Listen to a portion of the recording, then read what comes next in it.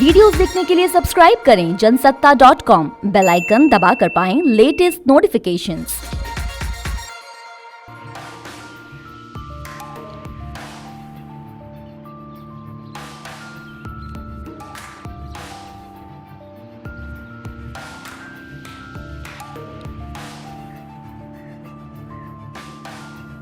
साल का report card के कुछ ही घंटों में उन्होंने देश में जिस प्रकार से पेट्रोल के दाम बढ़ा दिए,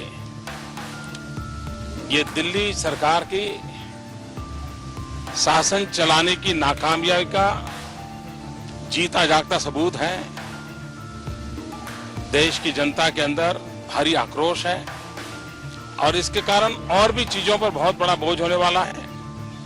सरकार पर भी बहुत बड़ा बोझ होने वाला है। मैं आशा करूंगा कि प्रधानमंत्री जी देश की स्थिति को गंभीरता से ले और पेट्रोल के दाम बढ़ाए हैं उसको वापस करें।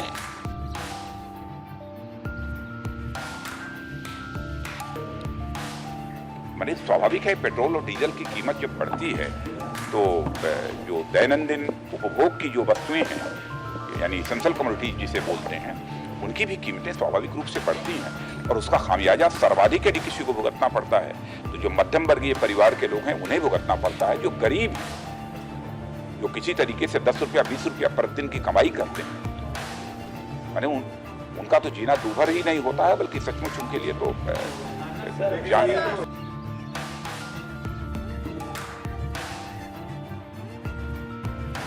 2G घोटाला हो, कॉमनवेल्थ गेम्स का घोटाला हो, कोयला घोटाला हो, उस देश में घोटालों के माध्यम से कांग्रेस और यूपीए के सहायक दलों के जो नेतृत्व ने पैसा गबन किया है, वही पैसा अगर देश में आम इंसान के ऊपर खर्चा किया जाता तो इस प्रकार की बढ़ती महंगाई का जो प्रकोप है वो साधारण महिला को और परिवारों को झेलने की जरूरत नहीं पड़ती।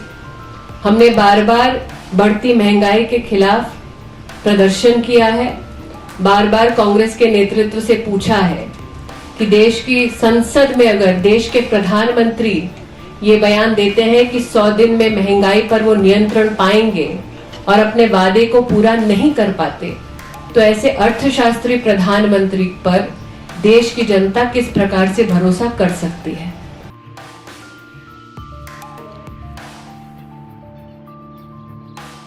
जो पेट्रोल की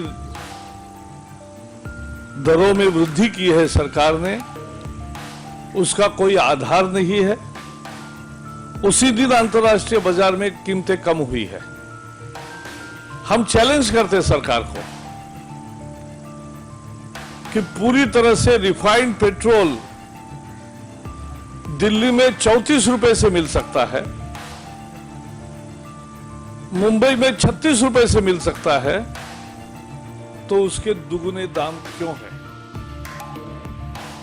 ये लूट है और तुरंत ये कीमतें जो बढ़ाई है वो वापस लेनी चाहिए।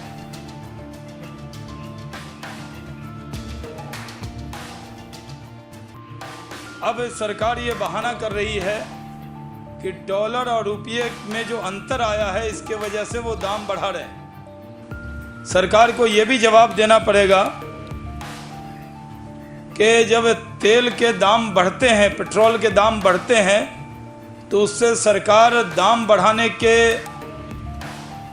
पर एक्साइज ड्यूटी में मुनाफा भी कमाती, तो दाम बढ़ाने की आड़ में आम आदमी पर जिस तरह का बोझ सरकार डाल रही है, इस सरकार को कोई नैतिक अधिकार नहीं है आम आदमी की बात करने का।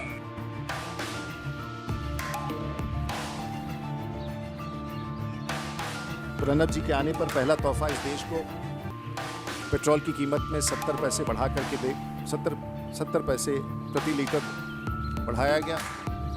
देश का पहला तोहफा था देश के नए राष्ट्रपति का, जिसका हम स्वागत करते हैं। लेकिन सरकार का ये लोगों को ये पहला तोहफा था और उनके कार्यभार संभालने के बाद अब लगता है कि सरकार पेट्रोल के बाद अब एलपीजी और डीजल की भी कीमत बढ़ाने का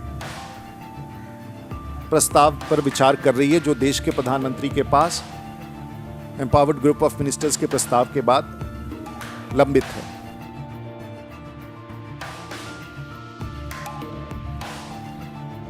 बैलगाड़ी की रफ्तार से ये सरकार चल रही है। हम मांग कर रहे हैं कि कम से कम 8 रुपए पेट्रोल डीजल के ऊपर उनको कम करने चाहिए और दिल्ली की सरकार को राहत देनी चाहिए। पिछले दिनों उन्होंने, आपने देखा होगा, भारी बढ़ोतरी करी थी टैक्सों के अंदर और अब उनको ये छूट देनी चाहिए